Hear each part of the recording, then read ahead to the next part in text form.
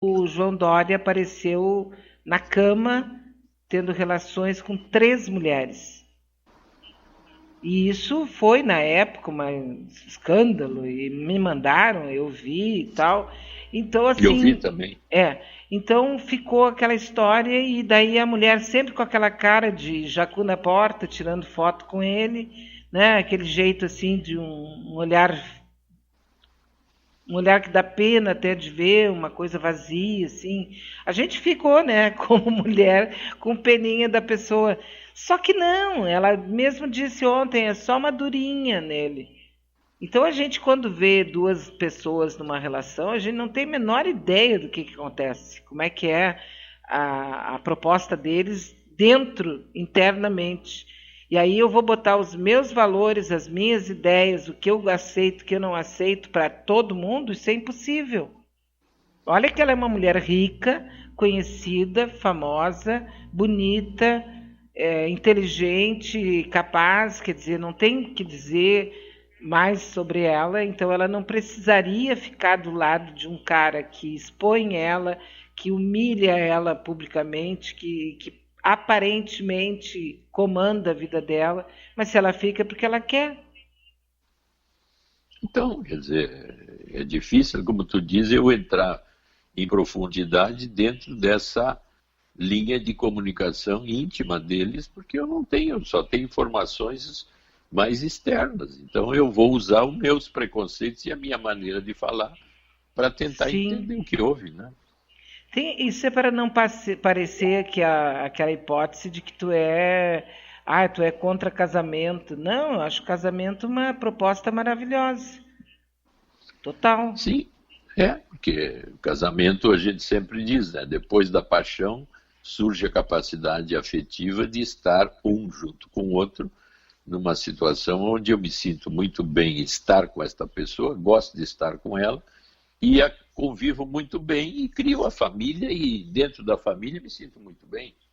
Porque é feito, mesmo que não falado, é feito um acordo tácito entre duas pessoas.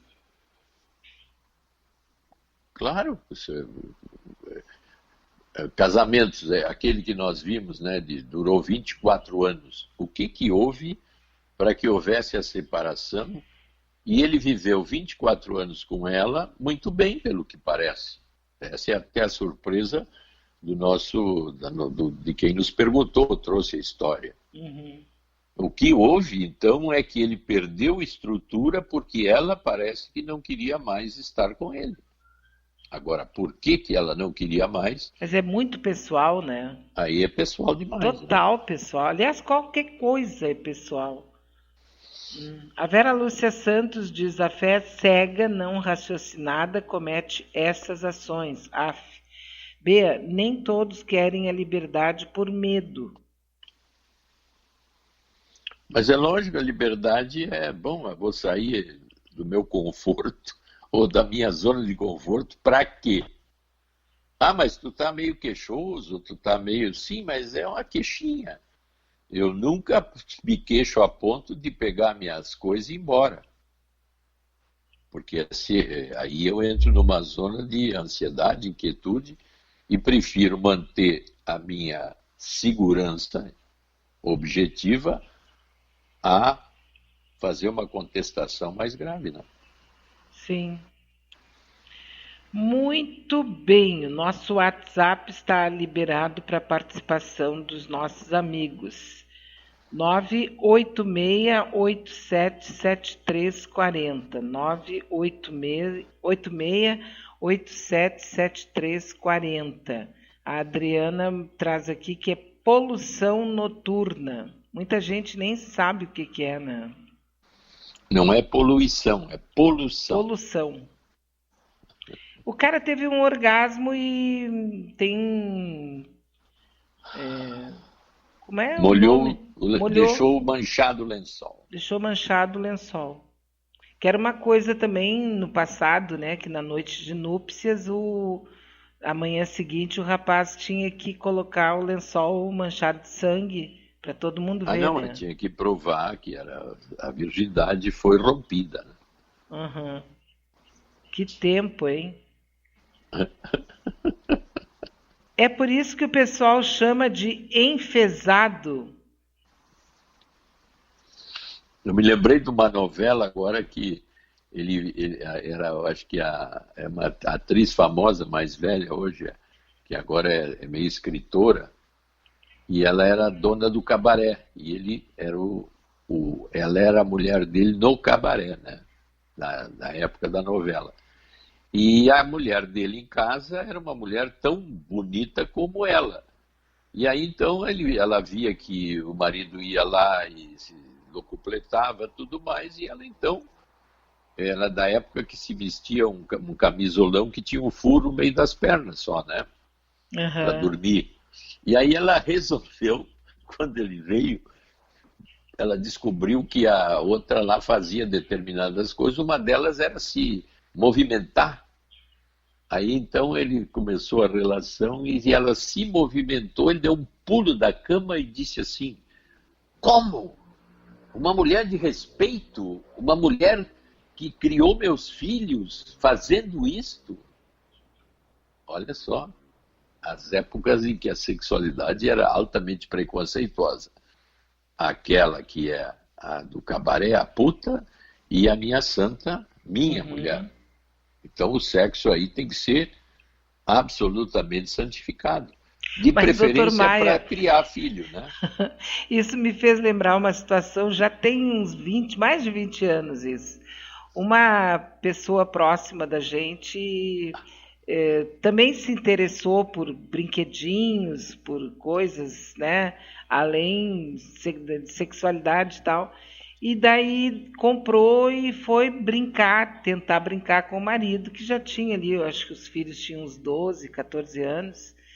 Então já tinha uns 15 anos de casado. E foi um frege absurdo, porque ele quis saber com quem ela tinha aprendido.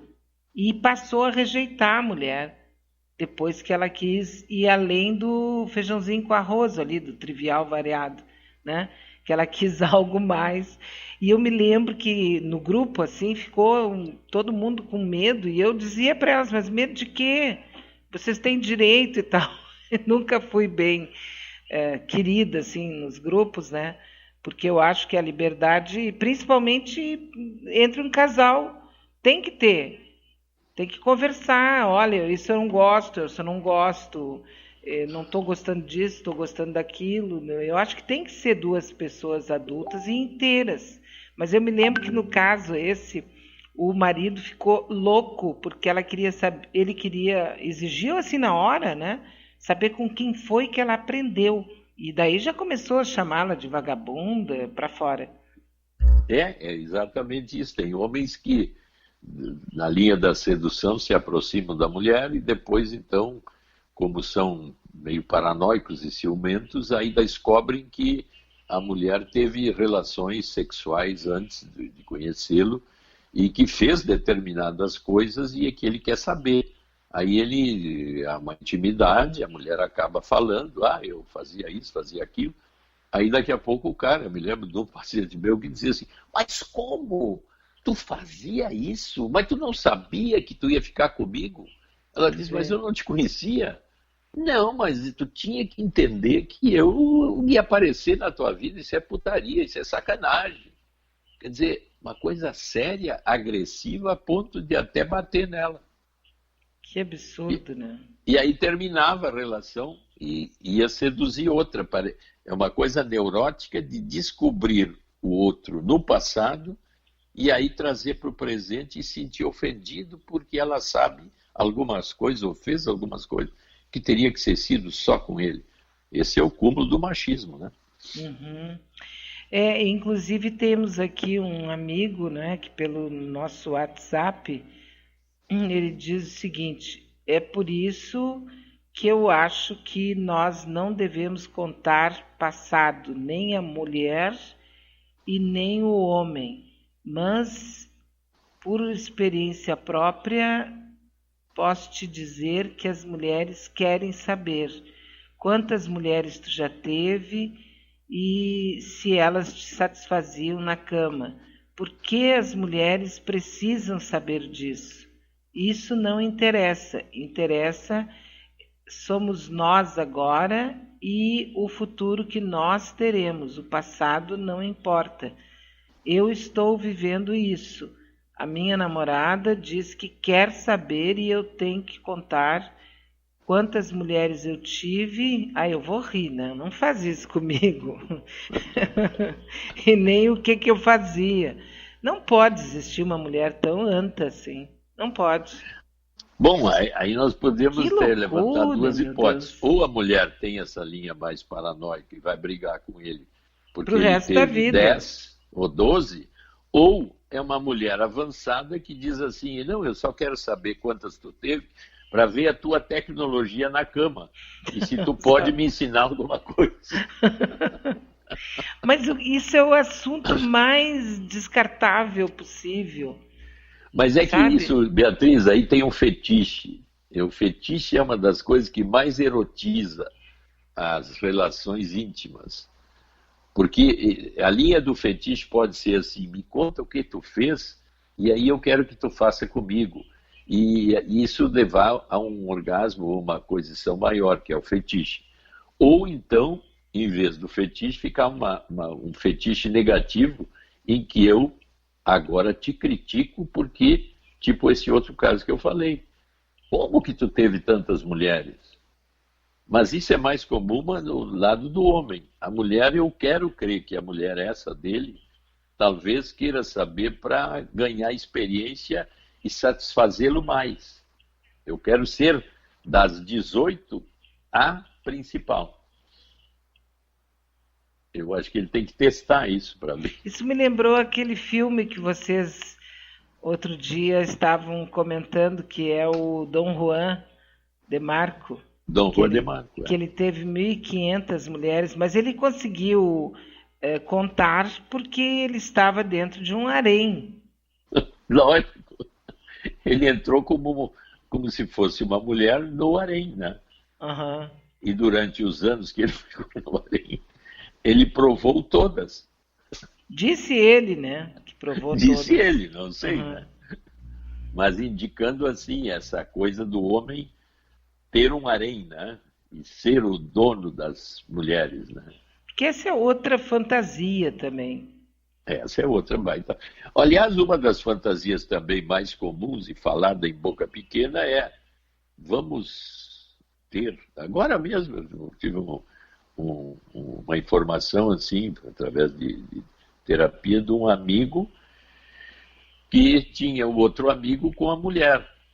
E aí, então, a mulher começou a dar mole para este amigo e ele começou a ter um caso com ela. E a grande surpresa é que ela disse que o marido queria e gostava de saber tudo que eles faziam. E começaram a ter um relacionamento a 3. E o grande problema foi que, como ele era solteiro, ele saía e coisa, e quem começou a ter ciúmes dele era a mulher do amigo. Porque ele começou com um amigo também. Não, porque ele vivia fora também, ele era solteiro. Então ele saía, foi numa festa de solteiro de um amigo, e lá na festa de solteiro teve um relacionamento. Essa mulher morria de ciúmes dele fora da relação a 3.